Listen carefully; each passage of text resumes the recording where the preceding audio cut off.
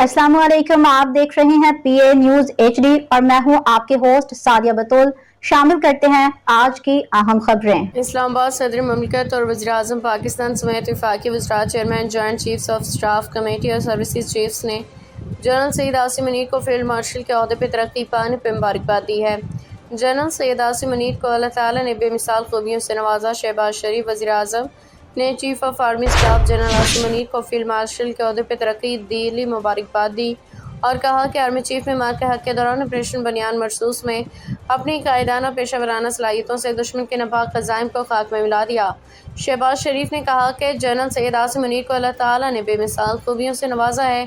Operation बनियान मरसूस की कामयाबी में उनकी दलेरी, इस्तिकामत, दानिशमंदाना कलीदी किरदार था। उन्होंने कहा कि आर्मी चीफ की दफ़ाए वतन के लिए गिरां कदर खिदमत ऑपरेशन बनियान मरसूस के ज़रिए ख़िते में ताकत के तवाज़ुन को कायम करने के लिए इक़दामात पे उन्हें फील्ड मार्शल के ओहदे पे तरक्की दे दी गई है। वज़ीर आज़म ने कहा कि मार्के हक के दौरान आर्मी चीफ से लेकर सरहदों पर दुश्मन की जारियत का मुँह तोड़ जवाब देने वाले हर सिपाही ने दिफ़ाए वतन के लिए दलेरी से अपनी खिदमत सर अंजाम दी हैं। मुझ समेत पूरी कौम को army chief general Syed Asim Munir और उनकी क़ियादत पे अपनी बहादुर अफवाज के गाज़ियान और शहदा और उनके अहले खाना पे फ़ख्र है। न्यूज स्टूडियो से अब तक के लिए इतना ही। मजीद खबरों और अपडेट्स के लिए देखते रहिए पीए न्यूज एचडी।